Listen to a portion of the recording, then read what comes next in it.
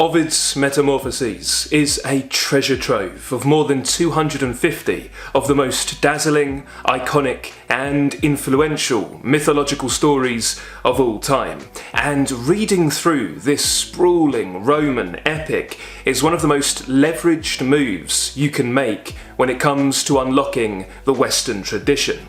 If you want to deepen your appreciation of great writers like Shakespeare, Spenser, Milton, Dante, Goethe and Joyce, or if you want to deepen your appreciation of the masters of art, we're talking Titian, Rubens, Botticelli and Bernini, and if you want to deepen your appreciation of the works of great classical composers like Monteverdi, Handel and Strauss, then this book provides the magic key for you to do exactly that. Not only that, but reading and rereading through the Metamorphoses over the course of your life is also an intensely rewarding journey in and of itself, and offers us one of the most joyful and profound reading experiences. This work has everything: the tragic, the comic, the mythic, and all of it is delivered with astonishing lyricism, great musical beauty and visual power. Do you like stories of gods behaving badly and the mortals that try to defy them? Do you like reading about impossible quests and daring adventures filled with dragons, monsters and foes, bloody post-banquet battles and the dangers of forbidden love? What about stories of water nymphs, forest gods, and humans transformed into animals? Do you like poetry that is simultaneously controversial, subversive, and erotic, but also breathtakingly beautiful, wise, and astonishingly self-aware? If that's what you're into, then this compendium of classical lore is bursting with all of that and more. And today, as we are now kicking off a brand new exclusive lecture series for Ovid's Metamorphoses at the Hardcore Literature Book Club at patreon.com/hardcore literature, I would like to talk to you today about how to really get into this work and suck the marrow out of it. We're going to talk about who Ovid was. We're going to talk about the classical epic tradition, the purpose of myth, the best translations of Ovid's Metamorphoses, and we will also alight upon a choice selection, a curation of a few of my personal favourite stories from this glorious compendium. We're talking about Daedalus and Icarus, Orpheus and Eurydice, Pyramus and Thisbe, Narcissus and Echo, Jason and Medea, Venus and Adonis, and much more. First, let's begin by talking about the poet himself, because he was an absolutely fascinating figure.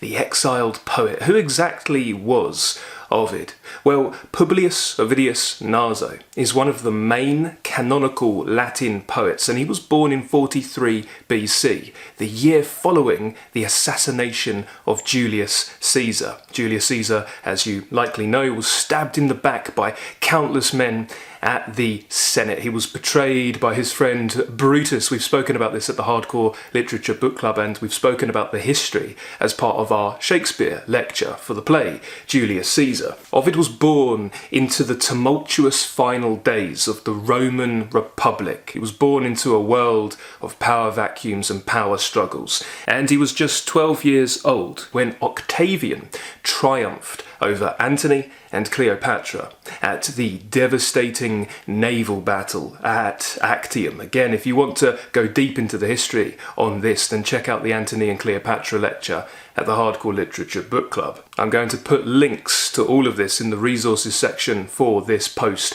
over there. Octavian triumphed, and Octavian became the first emperor. He was conferred with the title of Augustus, ushering in the Augustan age and the Roman Empire. So Ovid got to see two worlds in effect, two Romes, and significantly, he would actually end up exiled from the empire mere months after completing this masterpiece, the Metamorphoses. At the age of 51, Ovid was exiled by Emperor Augustus to the farthest reaches of the empire. He was exiled to the remote Black Sea town of Tomis, which is modern-day Constanza in Romania. He was exiled for around 9 to 10 years. He was cut off from his wife and daughter, his friends, and also the Latin cultural hub that he adored, that was his life. So this was a really significant punishment. And it's very interesting, as you make your way through great literature,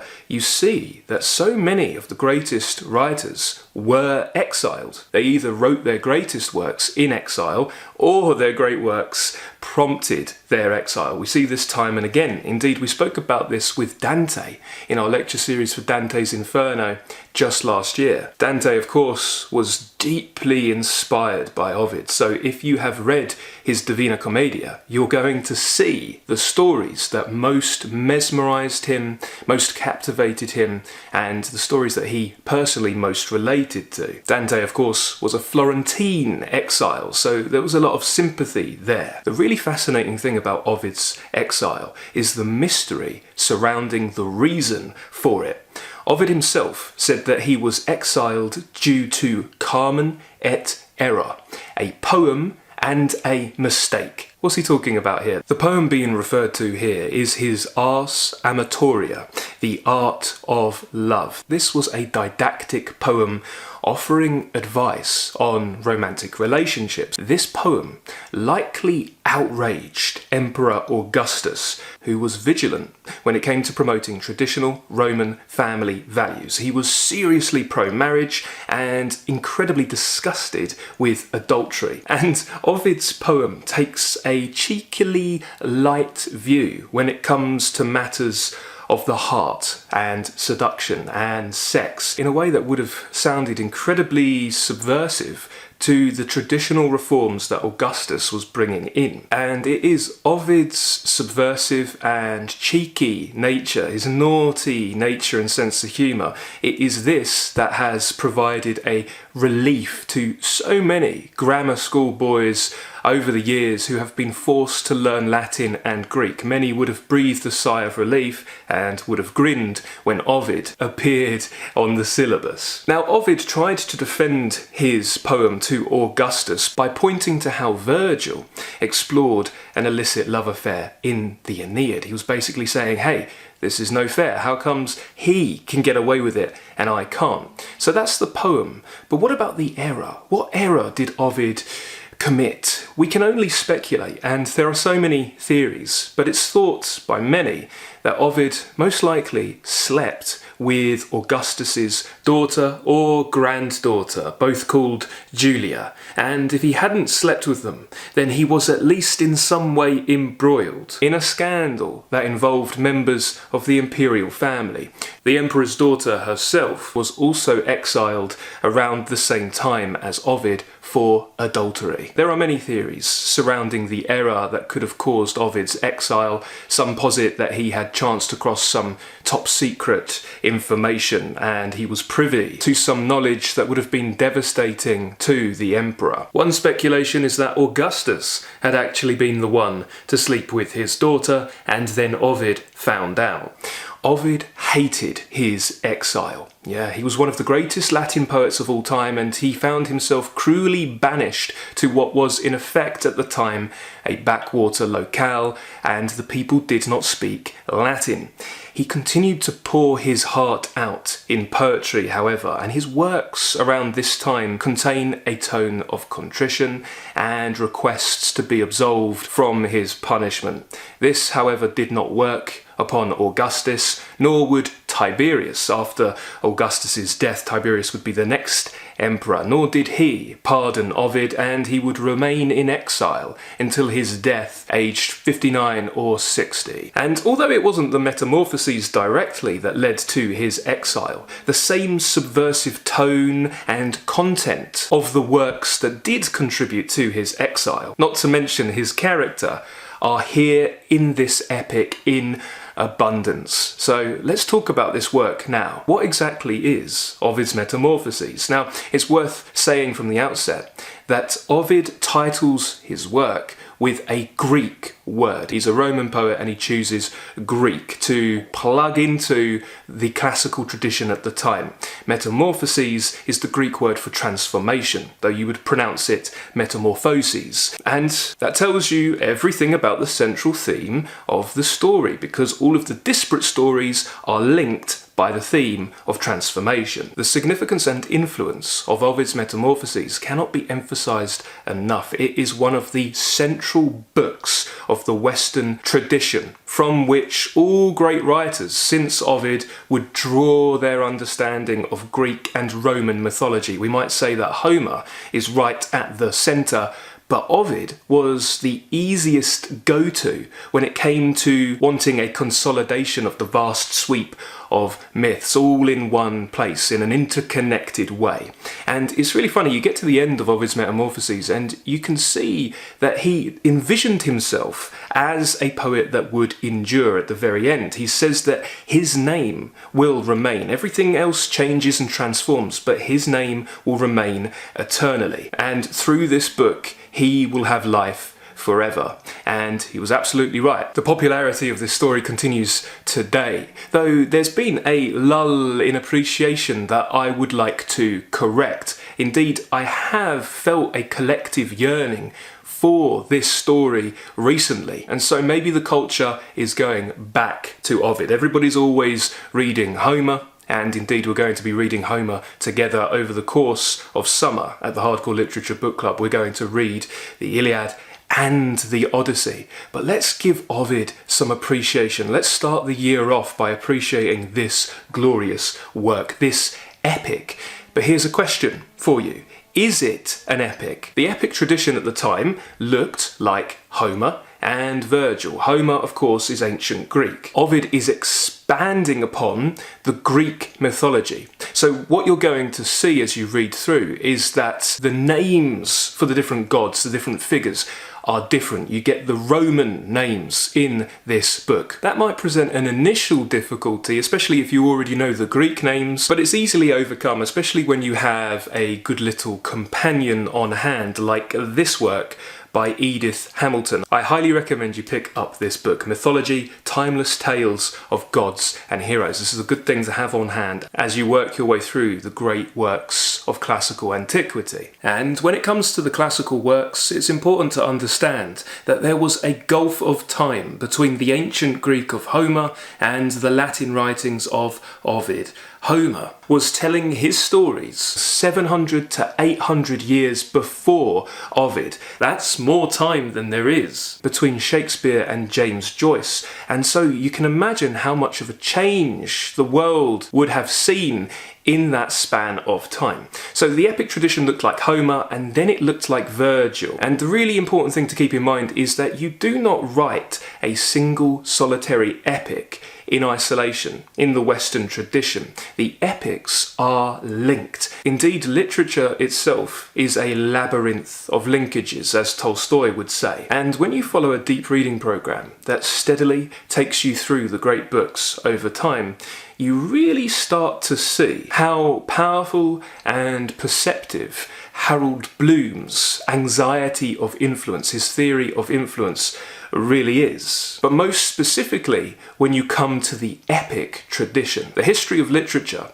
is a history of revision. If we want to talk about influence theory in a nutshell, this is simply the theory that writers are always in some fashion responding to their predecessors, their precursors, their peers as well, but specifically their precursors. A great writer will typically have one main precursor that caused them some aesthetic indigestion, whether they admit it or not, and most writers absolutely do not admit it. They want to bury their influence, and in their work they seek to swerve from, extend or complete the work of their precursors as though they had not gone far enough. You can see such an influence on the tropological level with figurations, metaphors, sayings, images. For example, there are certain images and sayings that have the stamp of one writer all over them, and then when the next great writer comes along, they have to transform that image and bring it to the world, package it up in a new and vibrant and exciting way. So there is typically a great original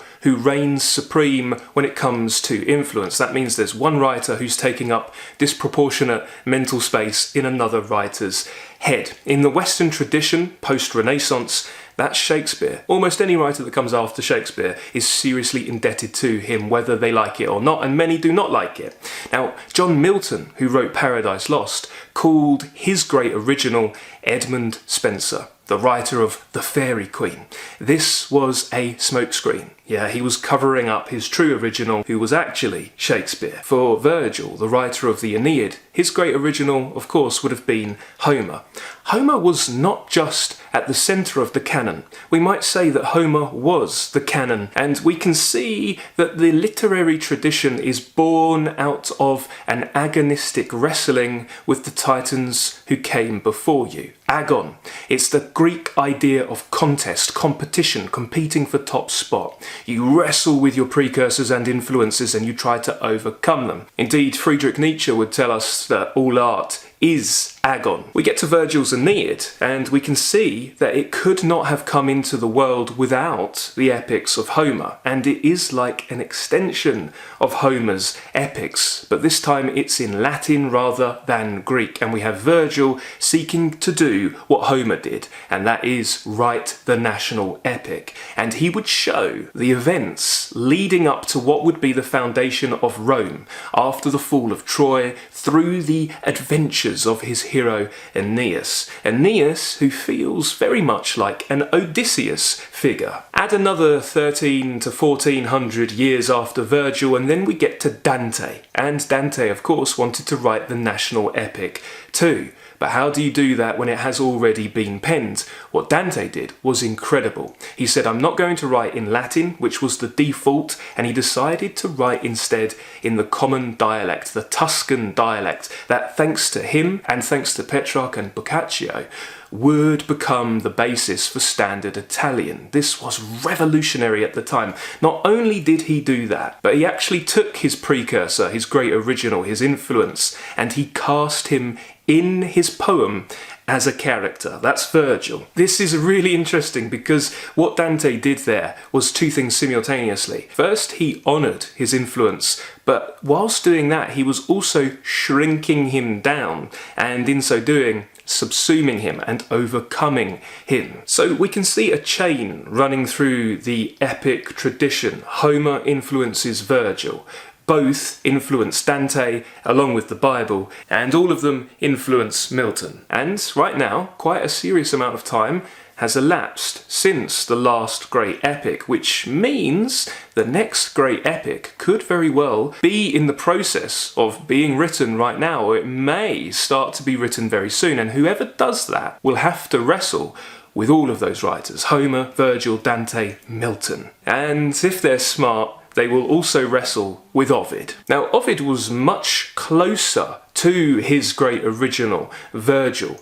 They were contemporaries, and Virgil's Aeneid was written when Ovid was still a young man of 24 years old. He would have read it during his formative years. So Virgil was Ovid's elder, and Ovid admired him intensely. Ovid was born into and grew up in a period of fertile, poetic flourishing. This was the golden age of Roman literature, which was due to writers like Virgil, Catullus, and Horace. They were conducting an intense, rich, and fruitful engagement with the tradition of Greek poetry, and they were alchemically turning the Greek Roman. They were putting their stamp on those old familiar stories, and Ovid likewise would be inspired by all of those stories for the Metamorphoses. But let's return to that question that we just broached a moment ago. Is Ovid's Metamorphoses an epic? Even if you have just a cursory knowledge of Homer and Virgil, or Dante and Milton, and you flick through the Metamorphoses, you might think quite swiftly, hang on a minute, this feels a little bit different. This surely doesn't feel like an epic, does it? Critics have debated for a very long time, and they have debated furiously over the issue of whether the Metamorphoses can be considered an epic at all. I've seen critics who say that it's not an epic because it's not about war. Whilst war may be a theme in the epics, I don't know if it has to be the central theme personally.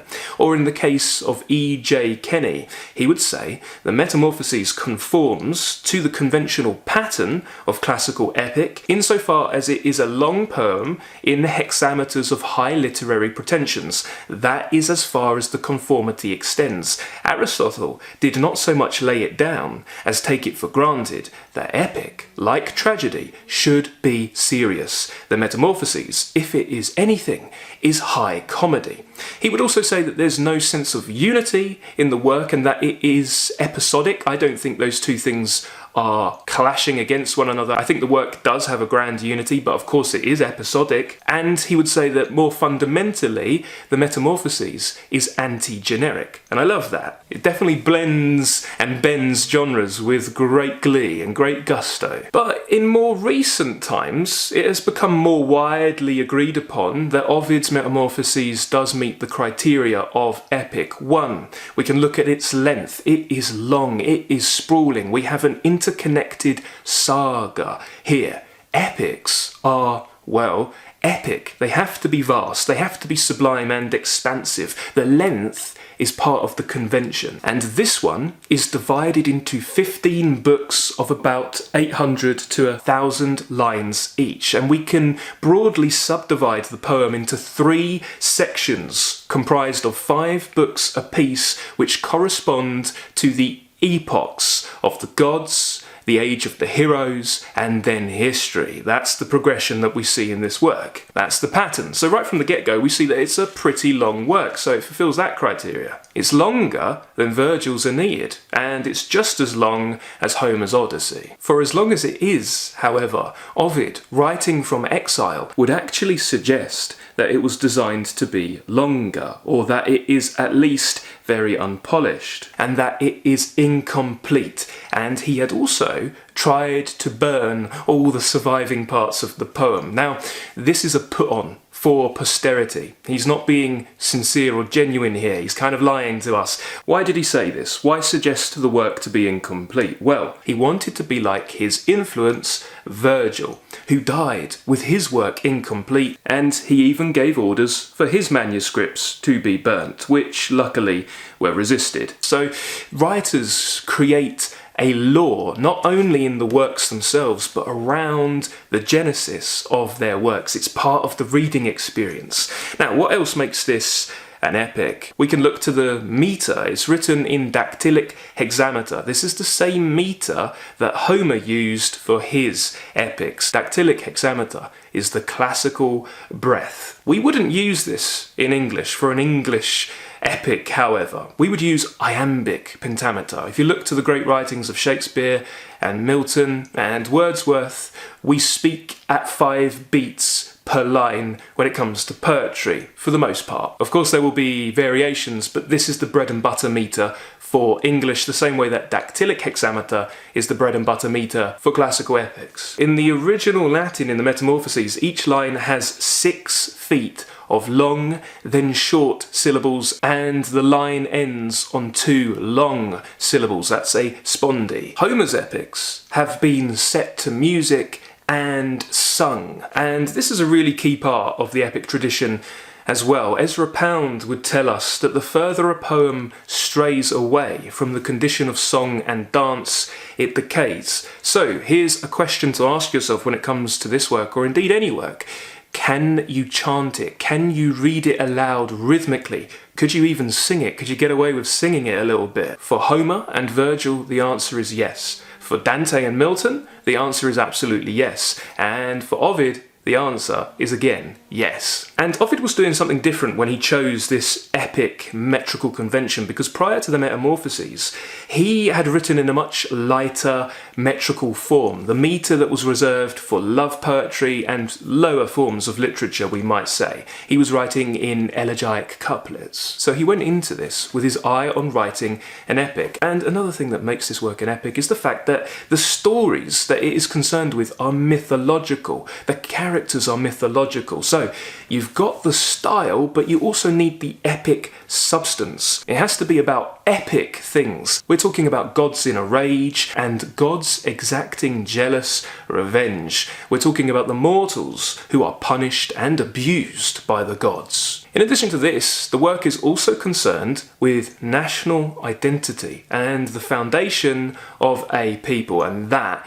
is epic. Why is the book of Genesis in the Bible so sublime and, we might say, epic? Because I would categorize the Bible as a sprawling epic. Indeed, why is the opening of pretty much any religious text so epic? It is because we can hardly get more epic than the expansive detailing, the chronicling of the beginning of time, the rising up out of chaos and nothingness into something, going from nothing to something, the creation of everything we know. That's about as epic as it gets, and we follow that saga through and we essentially get an explanation of where we came from and who we are. That's what the epic does, and we get this in Ovid's Metamorphoses too, and he takes from Hesiod for his classical mythology, his creation myth that begins his work. Ovid takes foundational mythology and iconic mythology from many different sources,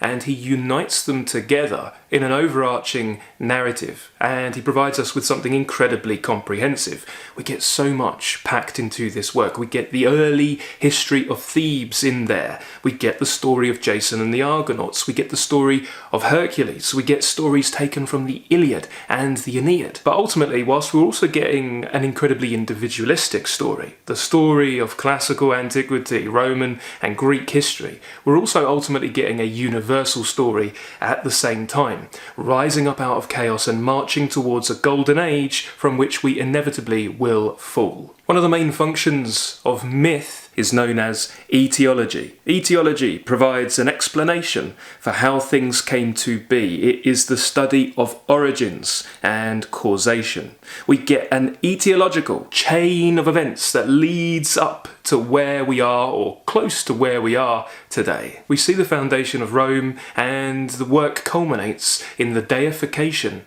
of Julius Caesar. In addition to being etiological, myths are also constantly evolving and changing. They have a really adaptive and, we might say, indiscriminate nature. They blend together. Different mythologies come together in unison. One area in which we can see this most starkly is when it comes to the mythology of Zeus. Zeus is this patriarch god's Greek name. In the Roman tradition, he's referred to as Jove, or he is referred to as Jupiter. Zeus was the son of Kronos and the god of Mount Olympus. The myth of Zeus would travel to far-flung regions of the Mediterranean and Near Eastern locales, and as it did so, it was kind of like a snowball, accruing more matter as it went along, and different cultures, different pockets of the world would bring their mythology, the mythology of their patriarch god, to Zeus and simply incorporate it. The result is a god that reads today like an incredibly unstable figure in an identity crisis. He has some unifying personality traits, but also many contradictory and inconsistent traits too, which makes him seem all over the place. Mythological stories like Ovid's Metamorphoses were supposed to be entertainment. They were supposed to whisk you away and offer you some escapism, but they were also supposed to be didactic, that means instructional. They were supposed to teach you something. The stories are packaged up in such a way to give you a moral teaching tale, a moral imperative for how you should be in the world. And in addition to this, these stories are all put together in service of ultimately giving the Roman people a mirror to view themselves. Now, this is a distorted and contorted carnival funhouse mirror, if you like. But the violence and beauty that jostles side by side and is connected ultimately says a lot about how many in the Roman Empire at the time were feeling about themselves. Here's the fun thing about Ovid though, because he is writing an epic whilst also subverting the epic tradition. How does he do that? He does that by making the tragic comic, and by elevating the low or lowering the elevated. We see tragedy and comedy side by side in this work, and when we do so, we really start to see where Shakespeare learnt his ability to blend those two modes. Now, there are actually a range of different genres in this work, in this overarching epic. The story undergoes a continual metamorphosis. One moment it is elegy, and then it transforms into panegyric. Then it transforms into love or erotic poetry, and round it goes. But the overarching broad sweeps are tragedy and comedy, absolutely. The tragic form is the elevated genre, it's high-minded, it's serious, and it's sublime, whereas the comic form is the lower genre. There were different traditions when it came to comedy. There was comedy that was aimed at the high-minded too, with clever wordplay and witty allusions, but there was also a tradition of comedy that was quite lowbrow, farcical, slapstick, that encompasses the bawdy and irreverent. And when we see this aspect of Ovid's art, we can also see where Chaucer got some of his inspiration for the Canterbury Tales, which again we will be reading together at the Hardcore Literature Book Club this year. If you want to subvert the tragic, you should introduce the comic. Now, one of many examples that we can pull from this work in which Ovid is doing exactly that comes in the bloody brawl at the wedding banquet at the Palace of Cepheus that opens the 5th book. We see the marriage of Perseus and Andromeda, and Perseus is the slayer of the snake-haired Gorgon Medusa, whose look turns men to stone. Indeed, once he has decapitated her, he actually uses her head to defeat Titans, to defeat his enemies, because he can just show her head and turn his enemies to stone. Perseus is the ancestor of Hercules, who we also get to spend some time with in this work, and he rescues the Ethiopian princess Andromeda from a sea monster. This maiden was helplessly chained to a rock in an attempt at sacrificial appeasement and waiting to be devoured and destroyed, and we can thank her mother for this dire event, because the queen, her mother, had bragged that her daughter was more beautiful than the sea nymphs. And we see time and again that the last thing you want to do is brag that you or your kin are superior to the gods. That's one sure way to tick them off. And the sea nymphs went to Poseidon to complain angrily, and Poseidon then unleashed the sea beast. But Perseus managed to save her, and he was rewarded by her father with her hand in marriage. The problem, however, is that this infuriated her uncle, Phineus, who had already himself been promised her hand in marriage, and thus a brawl breaks out at the wedding banquet. And reading about the brawl is a lot of fun. It's very visual, it's very visually striking, but here's the thing. We can look to similar brawls in the epics of Homer and Virgil, and we see that they are very serious and very sublime, but when we get to Ovid's brawls, we see they are actually hilariously messy and clumsy, which actually ultimately makes them feel stunningly realistic, because actual battles and fights aren't clean, they're not cinematic, they're not perfect, they're not highly stylized, they're messy and they're clumsy. The very first spear thrown in this brawl misses the target, and that sets the tone for the fight as more launched spears miss their marks, and the fight becomes almost slapstick as the fighters slip over, they slip on blood and they fall, and they also catch friendly fire from their compatriots' blows until Perseus turns the decapitated head of Medusa onto his foes. It is ultimately very funny in a dark humour sort of way. And although the work is funny, it still remains epic, and we can see how tragedy and comedy are both heightened for the fact of their juxtaposition up against one another. If you want to make the tragic more tragic, introduce some comedy. If you want to make things more comic, then cut it with tragedy. And if the work was just funny, however, would it have persevered until today? Even the greatest comic works of all time, and we might say especially the greatest comic works of all time, like Chaucer's The Canterbury Tales, like the mature plays of Molière, they all contain deep wisdom and truths, perennial truths about the human condition. They're not just funny. The comedy is a vehicle to illuminate and to inform and to provide deep insights. And that is something that we get in abundance when it comes to Ovid's Metamorphoses too. Let's take an iconic example of the wisdom we can gain from reading this book, from book 8, and let's talk about a story that you already undoubtedly know. Even if you know these stories or you think you know them, it is so rewarding to go back to one of the sources and to investigate them all over again. Let's talk about the story of Daedalus and Icarus. And this is a story where if you just look at some of the hardcore literature book club reads, you can see already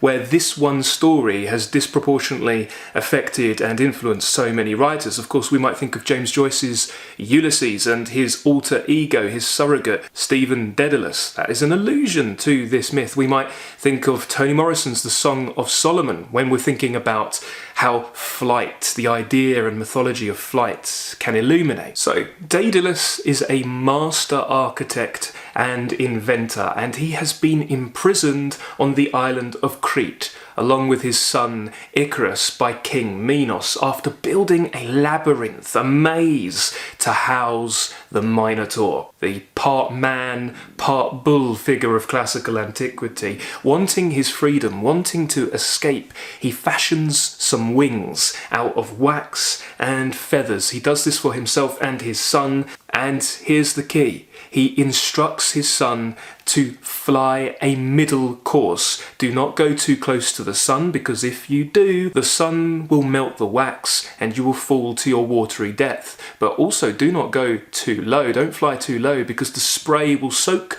the wings and you will be pulled under to your watery depth. This is metaphorical, flying a middle course. We might think of Aristotle's Ethics, the Nicomachean Ethics, in which he taught us that virtue was midway between two extremes, vices. If you have too much, a surplus of something, that is a vice. If you don't have enough, if you have a deficit or a lack, then that is also a vice. A virtue is a sweet spot. So if we take the virtue of courage, for example, and if you haven't read the Ethics, you absolutely should. We've got some podcasts going through this work which had one of the most profound influences on my thinking. That's why I reference it a lot. One of the virtues that Aristotle expounds upon is that of courage. And it's interesting to think of courage as midway between having too much of the courageous substance, which is recklessness, or not having enough of it, which is cowardice. So what we get here is actually a teaching tale. Don't go too high, don't allow yourself to be puffed up with pride, don't get carried away, don't buy into the idea of your own supremacy so much, but also don't undersell yourself either. You've got to back yourself, you've got to fly a midway course. This is a philosophy that we see absolutely everywhere. We don't just see it in classical antiquity, we see it in the teaching tales of Buddha, for example, too. And what does the book of Proverbs tell us? It tells us that pride always goeth before destruction, and a haughty spirit before a fall. This is the crux of Greek tragic drama. Hubris is very often the fatal flaw, having too much pride. We see the pinnacle of this in the Western tradition when we get to Milton's Paradise Lost. Time and again, the most sublime works teach us about the folly of pride and try to warn us away from it. Now, what does Daedalus' son Icarus do? Of course, too exhilarated with his ability to fly like a bird, he ignores his father and he flies too close to the sun, and then he plummets to his watery death. We read this little story and we see it all, and we're captivated by the visual imagery, but perhaps we also turn our minds onto our own lives, and we might think it is worth asking ourselves from time to time, are we flying too close to the sun? One of the central stories of humankind is that of the defiance of gods, the mortal defiance of higher powers. Thinking yourself to be more than mortal is a recipe for disaster. We see this time and again. We see this in the Genesis story of eating of the tree of knowledge of good and evil. Even though it was forbidden, Adam and Eve ate from the tree of knowledge and tried to assume the position of God. We see this in the powerfully sublime play Prometheus Bound by Aeschylus. Prometheus steals fire from the gods to give it to the mortals, and what happens? He's chained up for all eternity to a rock, and he has his liver picked out as punishment over and over and over again. Now, the greatest truth that runs through this work, and the central theme, is that of change, transformation and metamorphosis. We can see this from the opening line where Ovid sets out his thesis, what he is going to explore. Of bodies changed to other forms I tell, you gods, who have yourselves wrought every change, inspire my enterprise, and lead my lay in one continuous song from nature's first remote beginnings to our modern times. That is the A.D. Melville translation, by the way. Let's take this a little further and let's appreciate the origin of the world according to Ovid in the Lombardo translation.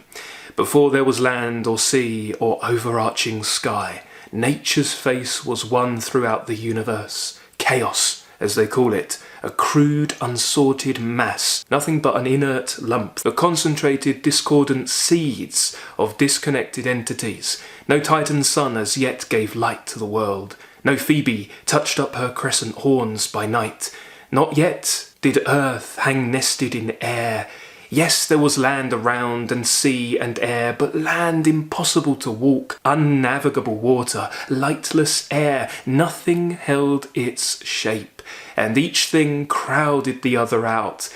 In one body, cold wrestled with hot, wet with dry, soft with hard, and weightless with heavy. So, in the beginning, we were all of one form, or indeed it would be more accurate to say we were all of one formlessness, one shapelessness, and then the shapes came to be. And we are all still ultimately, according to this theological or philosophical point of view, we are all ultimately still of that one central fabric. We are a part of the whole, and we are always in external flux and transformation, but something remains eternal beneath it. And one of the marvels of this work is its ability to seamlessly transition from story to story. There are so many stories, but they actually don't feel too episodic to me. Yes, they do feel episodic, but they don't feel disconnected because they roll into each other. The way they do so marvelously mimics this feeling of endless and ceaseless change. You could read the stories in Ovid's Metamorphoses in isolation, but it really is so rewarding to read this epic as a whole, because Ovid places his stories in a really genius way. One story before another will illuminate that story, and by virtue of backwards illumination, a phrase that John Chardy would use for the reading experience of reading Dante, his Divina Commedia. By virtue of backwards illumination, every successive story brings new insights to what we have already read. So this story explores a central truth. The truth that all of life is change and flux, and also the truth that there is something permanent and unchanging and eternal beneath this ceaseless change. There's a Heraclitean and Platonic philosophy coming through this work. Heraclitus would famously say that a man cannot step into the same river twice because the man and the river are not the same. And Ovid knew what Marcus Aurelius knew 100 years prior to him. Change in life is natural and necessary. The entire order of the universe is comprised of change. We, like everything, are subject to continuous transformation. This is something to bear in mind when it comes to considering our mortality. Memento mori. This can be a liberating thing to think about, the fact that we can constantly change and reinvent ourselves. Sometimes we are changed by virtue of the external world that impresses itself upon us.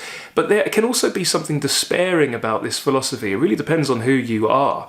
The Hamletian anxiety, the anxiety that the Prince of Denmark in Shakespeare's greatest play gives voice to, is exactly this. The idea that we return to the dirt, we return to the dust, and we will get caught up in this endless and ceaseless cycle of transformation, death and rebirth. He experienced severe existential crisis about this, because what's the point in anything, he would ask, holding a skull aloft in the graveyard? He would ask himself, essentially, what's the point of being a great man in life when even the great Alexander himself ultimately ends up comprising a cork that stops a beer barrel? We go round and round and round. And Carl Jung would say that the fact that we even talk about the concept of rebirth, reincarnation, metempsychosis at all points to the fact that it does in some fashion exist. And it does exist. We can see it. The spiritual additions that we colour it with may be our own,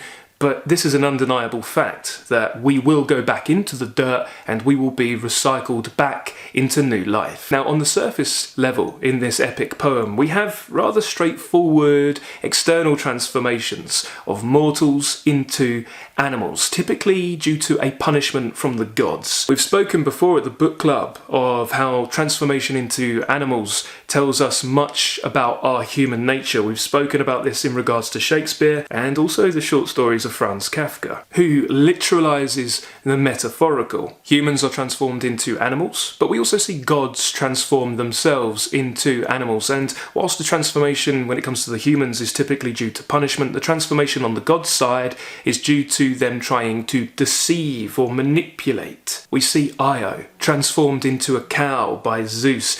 Zeus has been playing around behind his wife Juno, or Hera's, back, and so he transforms her to protect her from his wife's jealousy. We see Actaeon, a hunter who is transformed into a stag after accidentally stumbling upon Diana bathing naked in a pool, and he tragically ends up getting ripped apart by his own hunting dogs, who do not see him for who he is. King Lycaon tries to test Jupiter, or Zeus's divinity, by serving him a meal made of human flesh, and so Jupiter punishes him. He transforms him in alignment with his nature into a wolf. We see the story of Cadmus and Harmonia, husband and wife. They are transformed into serpents in alignment with their nature. Scylla is transformed into a sea monster by the sorceress Circe. We can go on and on and on. The exciting thing is that Ovid is using this animal transformation to teach us something about our human nature. That's what anthropomorphism is. Why do we use animal cliches? Why do we say so-and-so is the black sheep of their family? Why do we say so-and-so is a tiger in the sheets? Why do we say, hey, you're acting like a pig right now? Or, you dirty dog? You can probably think of hundreds right off the bat. We are constantly understanding our human nature through the animal and natural world. We look to the natural world in the same way that we look to literature, as a mirror held up to our humanity. And indeed, art itself was long considered exactly that, a mirror held up to nature. But of course, it was a distorted and highly selective mirror. With the relentless transformation into animals that we get throughout Ovid's Metamorphoses, we also get an exploration of the idea that our external, how we present ourselves, is often in stark conflict with who we really are on the inside. Sometimes our transformation is apt, and we see that mortals are transformed into exactly what they are, metaphorically, but sometimes we see a real identity crisis in this work. Who am I? Who am I really? And that is what epics ultimately do. They are answering the question of who we are, as a nation, as a species, but also as individuals. Who am I? And also, who are other people? And how do we understand ourselves through other people? We might consider the story of Arachne and Minerva in Book 6. Arachne is a mortal woman who is a renowned and accomplished weaver, a weaver of tapestries, and her tapestries are so beautiful that people think she must have been taught by the goddess Minerva. That's Athena in Greek, because she was the patroness of weaving. Arachne disputes this and refutes this. Talk about anxiety of influence. And she arrogantly claims that her skill is her own, and she has learnt nothing from this goddess.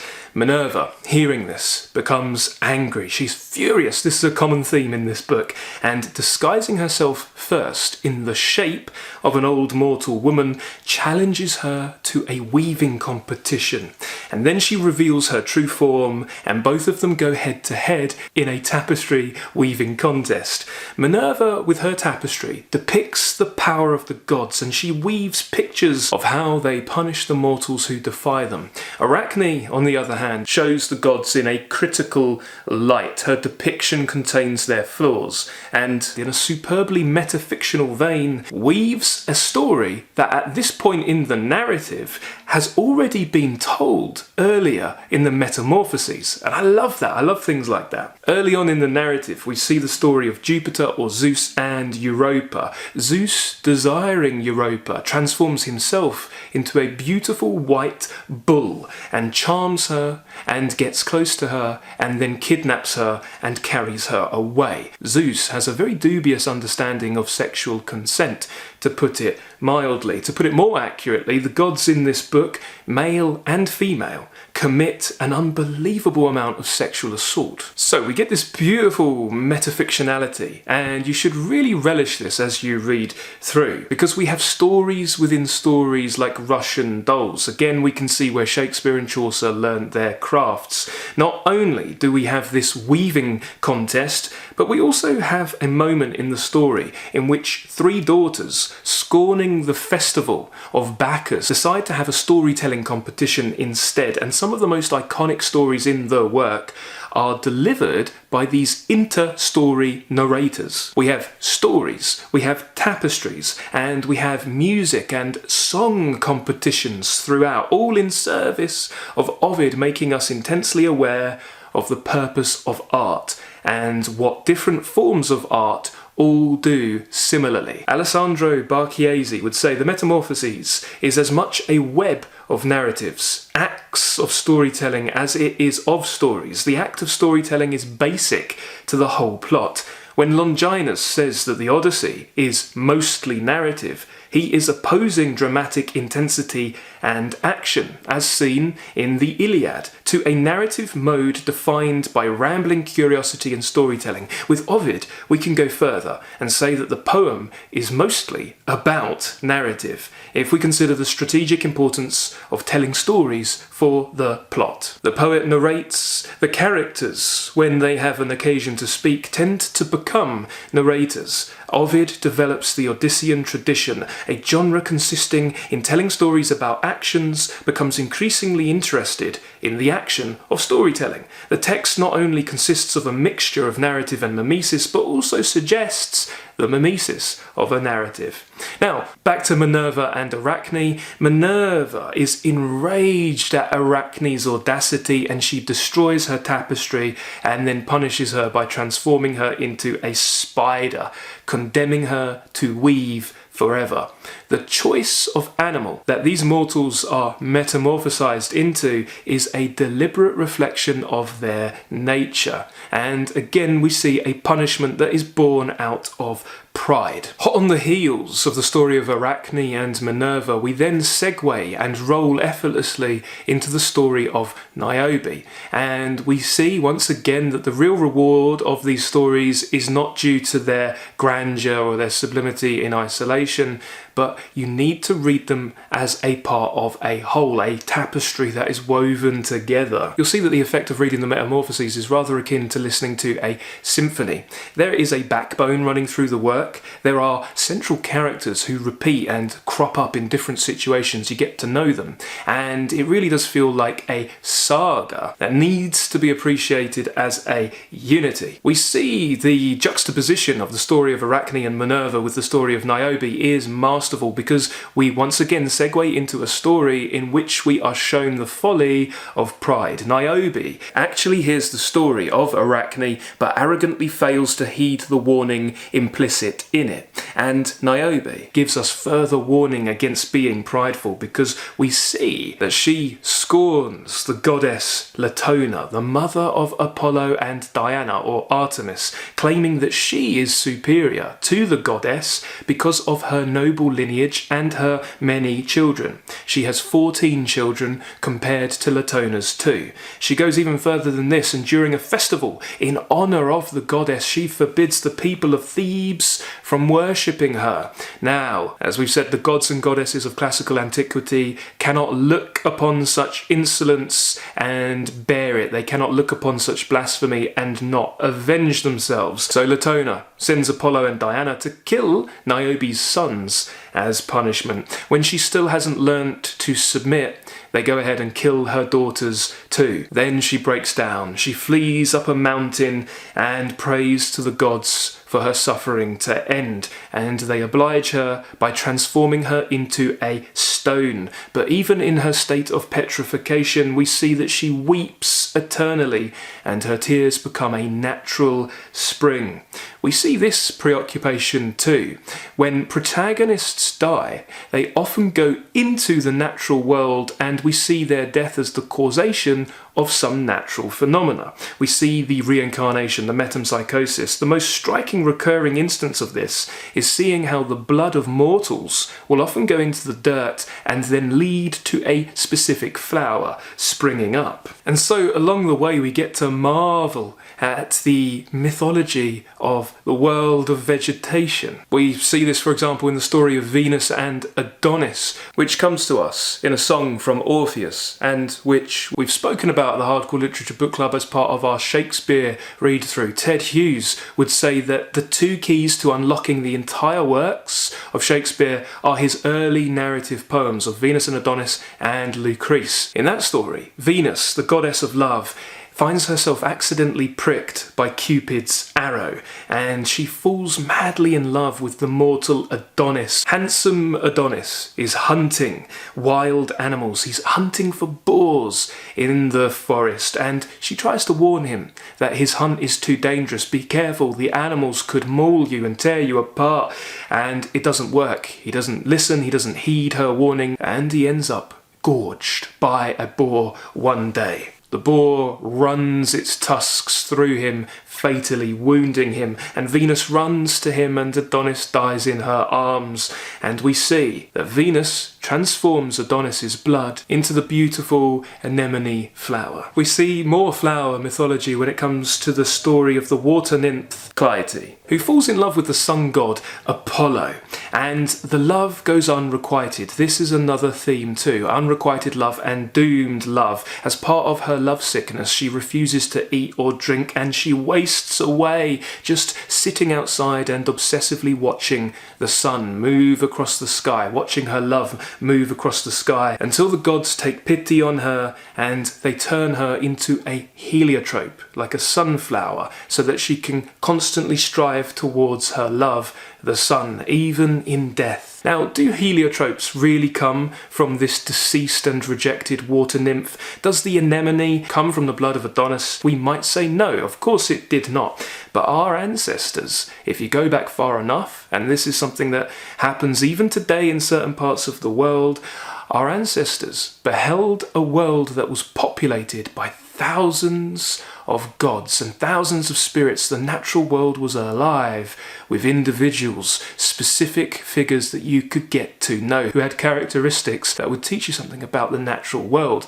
Our ancestors lived in a much more magical world than we do today. And just learning a little bit about the mythology behind certain flowers, for example, is a small way in which we can begin to once again partake in that magical procession, the magical celebration that life used to be. Now, for another great flower origin story, we can look to the iconic story of Narcissus and Echo, another tragic love story. And we can tell from the get-go that Ovid is concerned with many different kinds of love: familial love, divine love, romantic and erotic love. It's right there embedded in the title, Metamorphoses. We see time and again how love and death are intertwined, and very often love can lead to death. Love can be deadly. It's not for nothing that the French refer to climax as le petit mort, the little death. We have long known intuitively that we are walking a knife edge between life and death when we find ourselves in love. For all the comedy in this work, Ovid does the heartbreaking powerfully. We see in this story the talkative Echo, a mountain nymph. In this work you have mountain nymphs, water nymphs, forest nymphs. We see she is cursed by Juno with the affliction of never being able to speak for herself. She can only repeat the words of other people. She can only echo others. And this is another theme that we see recur across the work, the powerlessness or the forced inability of women to speak or bring forth words. We get a really quite seriously proto-feminist aspect to Ovid's works, just like Shakespeare after him. We see that Ovid really thoroughly sympathises with his women characters, which is significant given the fact that the overwhelming majority of poets in classical antiquity were men, concerned with male preoccupations. Time and again the stories are about women who tragically lose their voice or are not allowed to speak. We see that in the story of Philomela, who has her tongue cut out, and this story in particular, one of the most grotesque in the works, would inspire Titus Andronicus, a play that I probably don't want to return to for a very long time. We see in the story of Philomela, after she's assaulted and has her tongue cut out, the way that she can communicate is through art. That's how she can speak, and that's a really powerful comment. But back to Echo, we see that she falls in love with an incredibly handsome young man called Narcissus. Indeed, everybody is mesmerised by his beauty, but he is indifferent to them. And one of the suitors he rejects prays to the gods that Narcissus may one day feel the pain that he has caused others, the pain of unrequited love. And Nemesis, the punisher of arrogance, happily obliges. Echo sees Narcissus wandering in the woods one day, but she cannot bring her feelings for him out because all she can do is repeat what other people say. She follows him and desperately tries to get his attention by repeating his words. Now, he ends up rejecting her, and she wastes away in the wild until everything except her voice, which is an echo, disappears. Now, Narcissus comes across a clear pool of water whilst hunting, and as he leans down to take a drink, he sees his own reflection and he immediately falls in love with himself. He becomes consumed and obsessed with his own image until he dies. And when the water nymphs come for his body to bury it and give him a funeral, they find only a narcissus flower in its place. Once again, we get a warning in this tale. It is a teaching tale. These stories are didactic. They move you in order to improve you. They move you as a rhetorical technique, because if you get swept up, if you fall in love with the characters, sympathise with them, feel joy or sorrow, then the moral lesson you're being given remains with you and impresses itself more indelibly upon you. The question we are left with after enjoying this story is this: do you love yourself more than you love other people? Or do you love someone who loves themselves more than they love you, more than they love anyone else? Are you on either side of that tragic equation? It is fascinating how thoroughly visual Ovid is. We get these repeated tropes that are supposed to warn you about the dangers of looking. There are pools of water everywhere in Ovid, and as we make our way through the work, we are constantly roaming through alternately lush, forests and sumptuous woods and pastoral scenes, or we're chancing across rivers and pools where nymphs and goddesses are bathing. The comment that Ovid makes is a comment on the dangers of observing, of voyeuristically watching and peeking. And this is a comment that perhaps rings all the more true and powerfully today because we are inundated with the visual. Images have become a commodity, and we ourselves have become commodities. Our images are packaged up and disseminated. Sometimes we fall in love with our own images. Sometimes we take someone else's images for reality when they are but an illusion. This is one of the most thoroughly Ovidian aspects of Shakespeare. It is a warning that all that glisters is not gold. So be careful how you feel when you see, because we do not always truly see. And the fact that Ovid is so visual explains why painters specifically, why artists have been drawn to his stories since he put them down on the page. And over the course of our read through at the Hardcore Literature Book Club, I will be giving you some paintings to explore whilst we're talking through the different stories. So we're going to do some art appreciation, and we're going to use Ovid as a way to increase our awareness of the great paintings and also the great music in the Western tradition. This is how you live the great books. Use them as an avenue into other rewarding aesthetic traditions. When it comes to the visuality of Ovid, I really like what Stephen Hines has to say. He says there is a characteristic tension in the landscapes of the Metamorphoses between the beautiful setting and the sufferings which befall most of the characters who inhabit or enter it. In this sense, episode after episode takes the form of a paradise lost. The violence in the book is redeemed by the poem's beauty, and the beauty of the landscape is often fatally corrupted by the violence. Alison Sharrock would say, on the visuality, on this work being a sumptuous visual treat, she would say that writing poetry for Ovid is not just about sexuality. It is itself an erotic experience in which it is impossible to distinguish clearly between sex and poetry. So, time and again we see eroticism cut with death and bloodshed, and the experience of working through the book is not just the experience of reading a poem, it is an erotic experience in and of itself. That's an interesting way to think about this book going into it. Let's take another great story, an iconic story that has inspired many a classical composer and comes with a warning. The story of Orpheus and Eurydice. This is a story that talks about the danger of looking, the danger of gazing.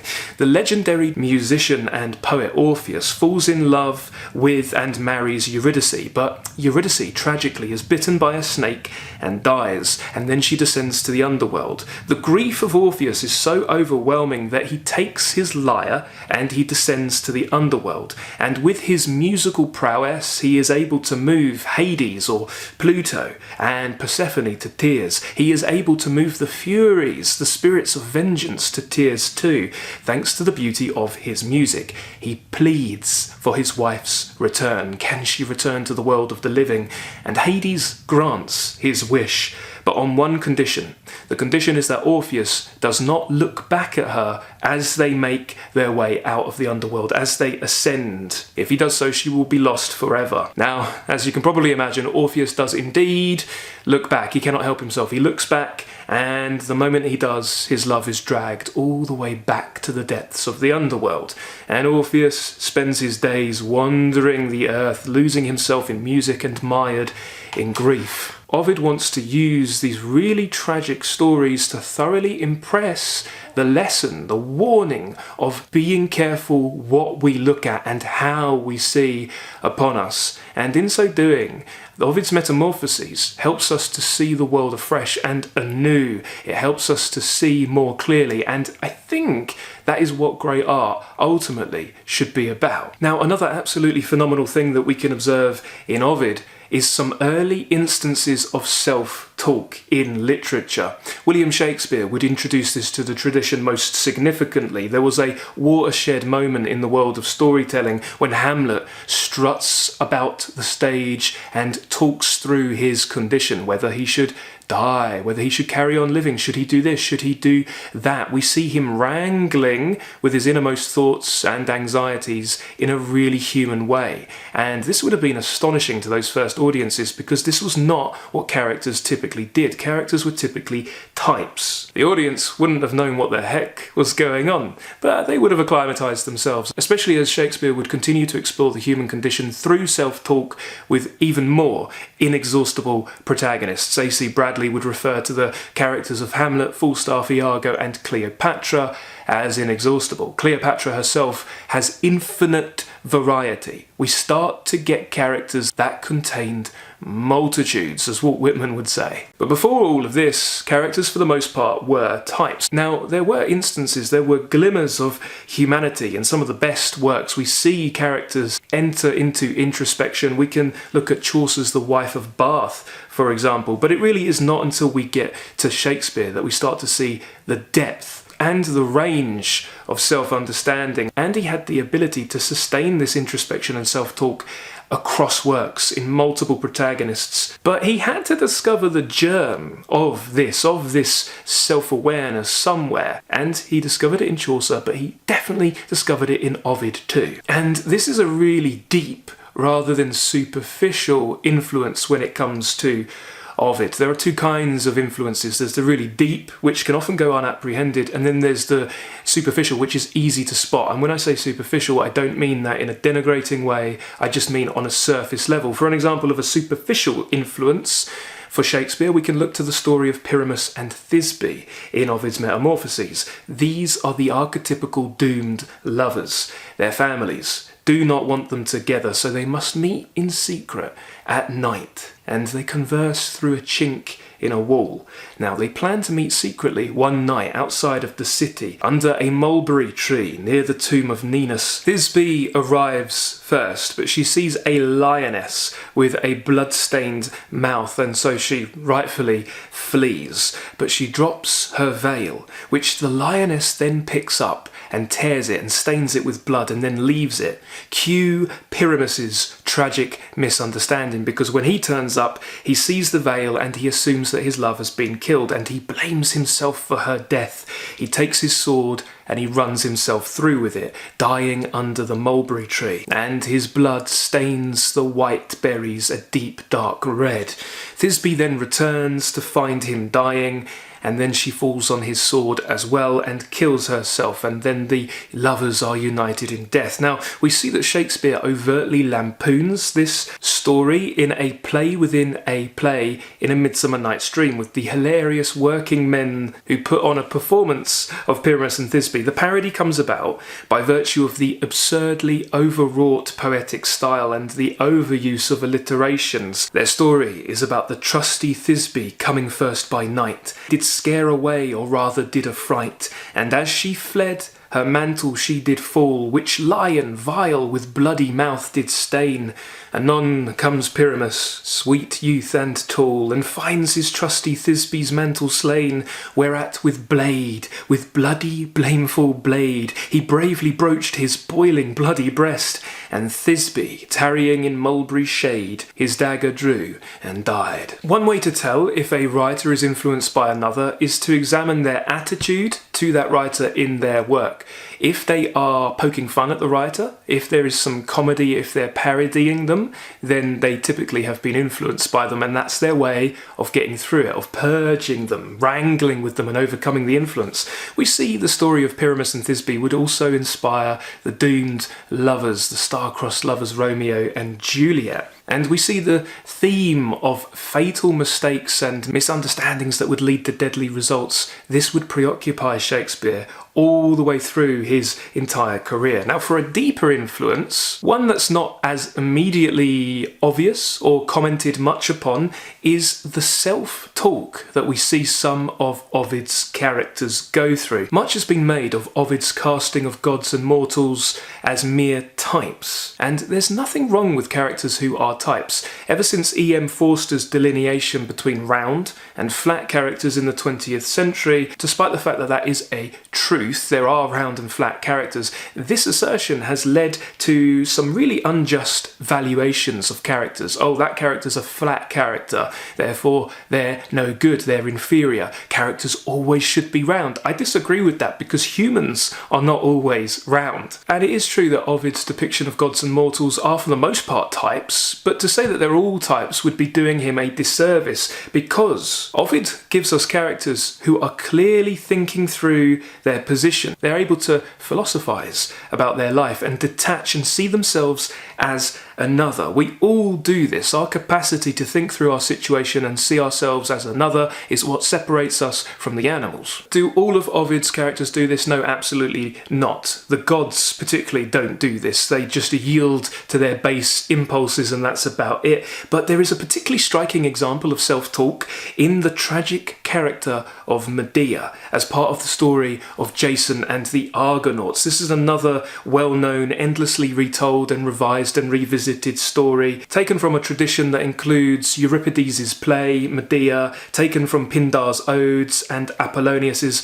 Argonautica. We get this episode, the story of Jason and the Golden Fleece, in Ovid too. But it's what he does with the character of Medea which is so fascinating. She is a really deep character, and just before the Metamorphoses, Ovid had actually written a tragic play called Medea. Unfortunately, that play does not survive, but we can tell that it must have been very good, because the character of Medea in Ovid's Metamorphoses is so much more round and complex than many of the other characters. What's fascinating is Ovid houses a quest narrative within a larger epic. Jason is on a quest to get the Golden Fleece, which is guarded by a dragon. The king, Medea's father, agrees that Jason can have the fleece as long as he completes a series of impossible tasks. He has to yoke fire-breathing oxen, he has to sow a field with dragon teeth that then sprout into warriors, and then he has to defeat the warriors.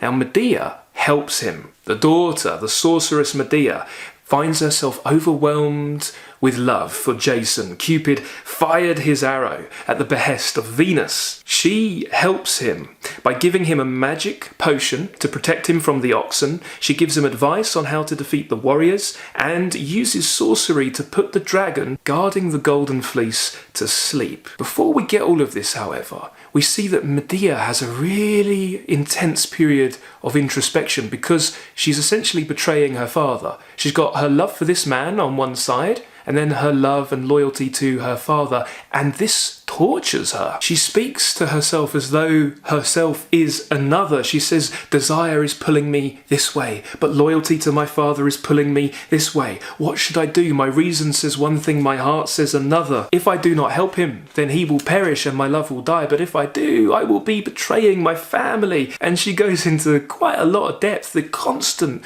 questioning over what she should do.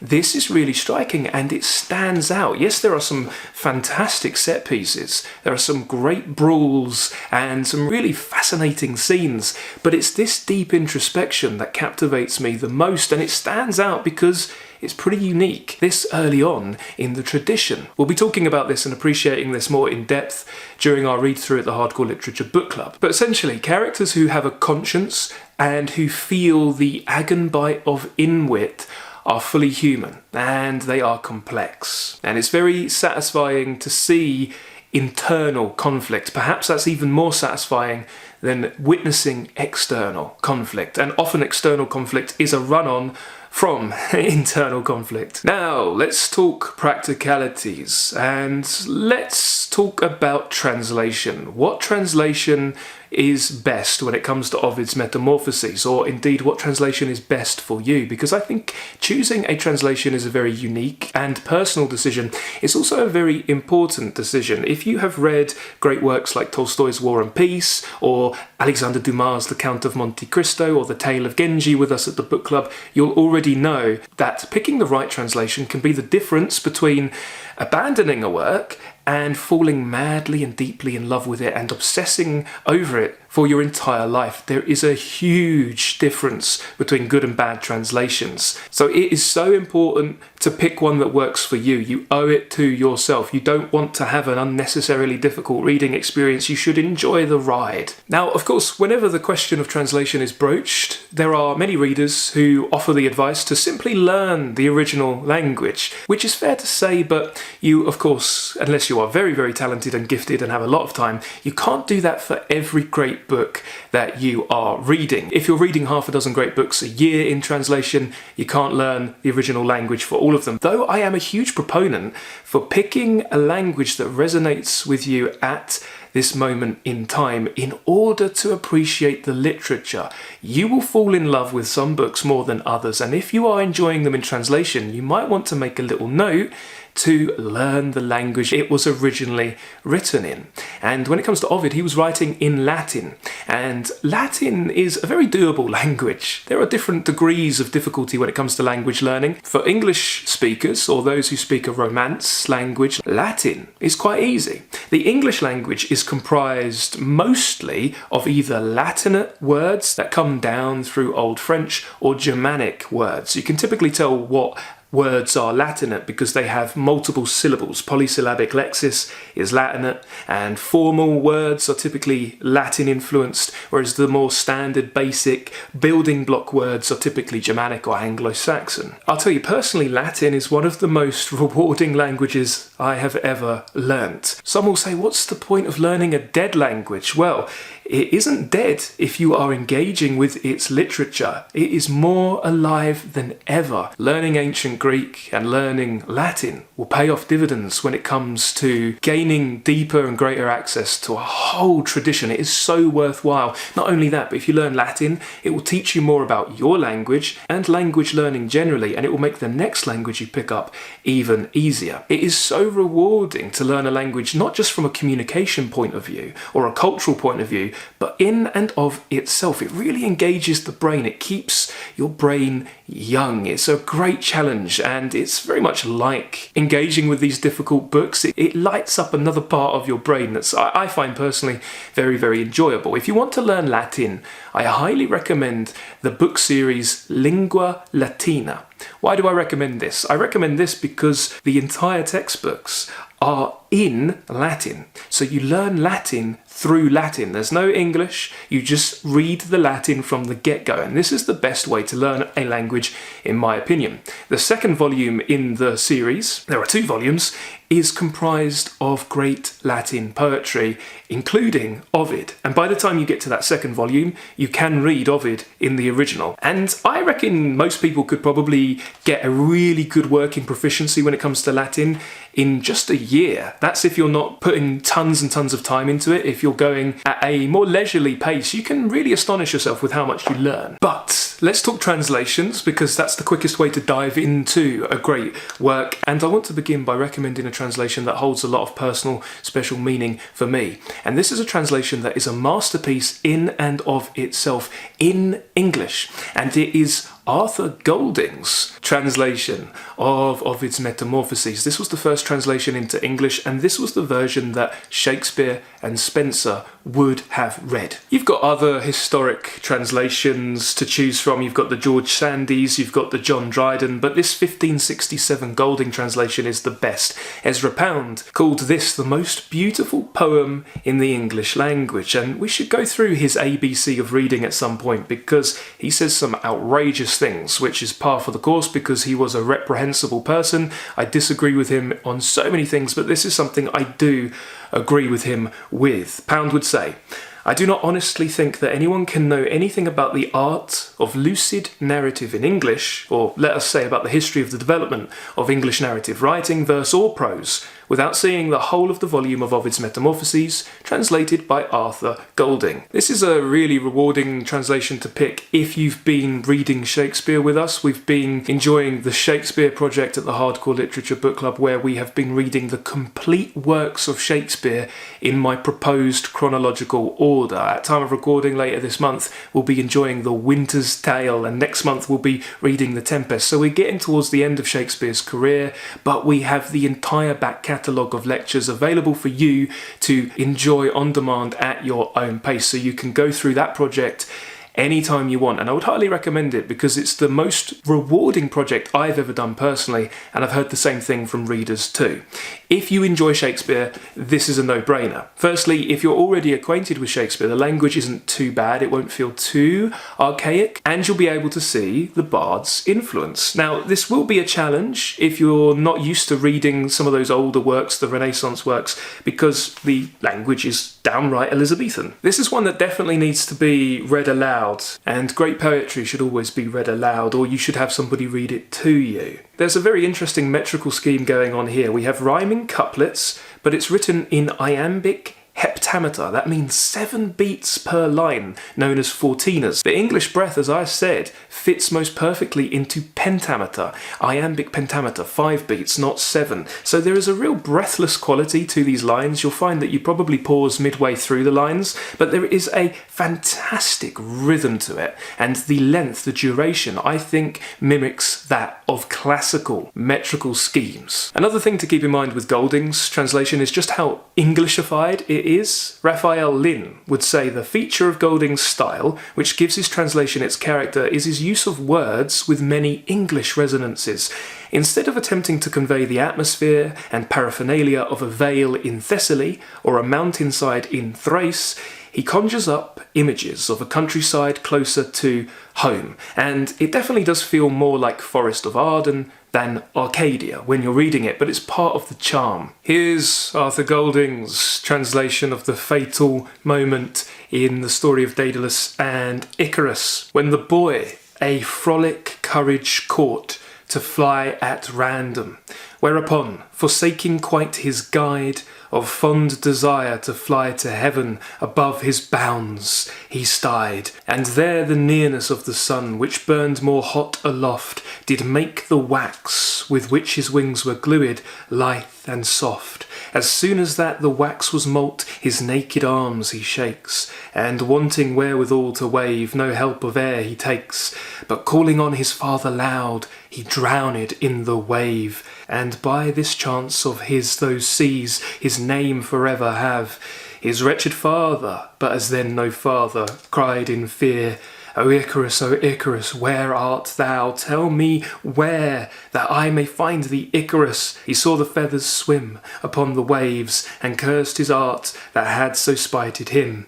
At last he took his body up and laid it in a grave, and to the isle the name of him then buried in it gave. Next up we've got the Stanley Lombardo translation, and whatever he translates, Homer, Dante, Ovid, the best thing about Lombardo's translations is the thing that often gets him unfair flack from pedants and purists. The fact is, Lombardo's translations are easy and fun to read. They are clear, they're cinematic, and they feel modern. There is no obstacle in the form of overly poetic or archaic syntax, and if it weren't for the subject matter of gods and goddesses, you could easily forget that you're reading a classic with the Lombardo. It feels very modern. The reading experience when it comes to Lombardo is effortless, so if you want an effortless reading experience, I would recommend this. This is a really good translation for those who are not super familiar with the classics, or haven't read a lot of things, or are out of the reading game and want to get into something easily. Go for this. I also personally adore this one. I really love this one. I don't care what anybody says. The same passage in the Lombardo goes like this. We see when the boy begins to enjoy this daring flight and veers off from his leader, he is drawn to the sky and goes higher. Proximity to the blazing sun softens the scented wax that bound the feathers, and the wax melts. He beats his naked arms, but lacking plumage cannot purchase air, and his mouth was shouting his father's name when the blue water, which takes its name from his, closed over the boy. His bereft father, a father no more, cried, Icarus, where are you? Icarus, where should I look for you? And kept calling, Icarus. Then he saw the feathers in the waves. He swore off his arts and buried the body, and the land is known by the name on the tomb. So you can see it's very clear, it's very crisp, it's an easy read. You've also got the A.D. Melville translation, which was the first translation of Ovid that I personally read. This might be the most popular choice, or it was for a time the most popular choice. This is a nice balancing act between the two extremes of Lombardo and Golding. Melville's version is very, very poetic, but it is more comprehensible and accessible than the Golding version, and it's also praised for its faithfulness to the original. It is the same scene, but in the Melville, we see when the boy began to enjoy his thrilling flight and left his guide to roam the ranges of the heavens and soared too high. The scorching sun so close softened the fragrant wax that bound his wings. The wax melted, his waving arms were bare, unfledged, they had no purchase on the air. And calling to his father as he fell, the boy was swallowed in the blue sea's swell, the blue sea that forever bears his name. His wretched father, now no father, cried, "O Icarus, where are you? Icarus, where shall I look? Where find you?" On the waves he saw the feathers. Then he cursed his skill, and buried his boy's body in a grave, and still that island keeps the name he gave. You can get that translation in the Oxford World's Classics paperback edition. And for another option, in Penguin Paperback Classics, and you've got different translations in the Penguin range. You can find the Golding translation in Penguin Paperback, but you can also find the modern David Rayburn translation, which is crisp and lyrical, and a rather accessible and easy read. Rayburn balances a modern sound with faithfulness to Ovid's style and substance. Here's the same passage that we've enjoyed in the Rayburn. We see, all this adventurous flying went to Icarus's head. He ceased to follow his leader. He'd fallen in love with the sky and soared up higher and higher. The scorching rays of the sun grew closer and softened the fragrant wax which fastened his plumage. The wax dissolved, and as Icarus flapped his naked arms, deprived of the wings which had caught the air that was buoying them upwards, "Father!" he shouted again and again. But the boy and his shouting were drowned in the blue-green main which is called the Icarian Sea. His unhappy father, no longer a father, called out, "Icarus! Where are you, Icarus? Where on earth shall I find you, Icarus?" He kept crying, and then he caught sight of the wings in the water. Daedalus cursed the skill of his hands and buried his dear son's corpse in a grave. The land where he lies is known as Icaria. For another option, you've also got the Mandelbaum translation, which you can see in hardback in Everyman's Library edition behind me. I absolutely adore the Everyman editions. I'll typically use a Penguin paperback to put marginalia in and to batter and to be a bit careless with. They are my work copies. When it comes to the Everymans, they're like my show copies, and I keep them clean and pristine for the most part. Let's check out how Mandelbaum, who has done masterful translations of Dante, Virgil and Homer as well, let's check out his version, which I find to be crisp, lyrical and faithful. Here's another flavour of Ovid in translation. The boy had now begun to take delight in his audacity. He left his guide and, fascinated by the open sky, flew higher, and the scorching sun was close. The fragrant wax that bound his wings grew soft, then melted. As he beats upon the air, his arms can get no grip, they're wingless, bare. The father, though that word is hollow now, cried, "Icarus, where are you?" And that cry echoed again, again, till he caught sight of feathers on the surface of the sea, and Daedalus cursed his own artistry, then built a tomb to house his dear son's body. There, where the boy was buried, now his name remains. That island is Icaria. For another fun option, you might pick up Ted Hughes's Tales of Ovid, which isn't a complete translation. Hughes would dabble in translating all kinds of classic literature over the course of his poetic career. That's a fun one to have on hand. There are other translations as well. If I haven't mentioned a translation, it's not because I don't think that they are worthy. I just particularly like these. These are the translations that I personally have on hand. My advice to you is to go for the one that draws you in, that you feel you can read the whole book through with that translation. Yeah, go for the one that excites you for whatever reason. Now, you might also want to go for more than one translation. Many readers at the Hardcore Literature Book Club did this when we read through Dante's Inferno last year. There were readers who had 3 translations on hand because they wanted a poetic translation, they wanted an academic translation, they wanted something in between the two. The really fun thing about using multiple translations, and we'll talk about this when we get to Homer later this year, is the fact that you can get closer to an understanding of the original because you can see how different translators choose different shades and nuances of meaning. The really fun thing about journeying through the classical tradition is if you fall in love with a writer like Homer, like Ovid, like Dante, is the fact that you can reread these masterpieces year after year or every few years, and each time you can choose a new translation. And there are always new translations coming out, so there's always something to be excited about. So pick the one that sounds right for you, and it'll be interesting to see at the Hardcore Literature Book Club who chooses which translation, and we can benefit by readers having different translations because we can compare and contrast. I'll be making use of multiple translations in the lecture series myself. Or go for multiple translations. That's an investment that will pay off dividends when it comes to your appreciation and understanding. And having mentioned the book club lecture series, let's talk about pacing, recommended pacing for Ovid. If you're a member of the club, you've already heard my recommendation and how we are going to be approaching this read. At time of recording, we are alternating between 2 masterpieces. One postmodern masterpiece, the Colombian 100 Years of Solitude by Gabriel Garcia Marquez, and the classical Latin-Roman masterpiece Ovid's Metamorphoses. Lectures come out every weekend, and we're going to alternate between the 2. So one weekend we have a lecture on 100 Years of Solitude, then the weekend following that we have Ovid, and back and forth we go. And these 2 works are going to bounce off each other in a really nice way. They're going to play off each other. We're going to see some interesting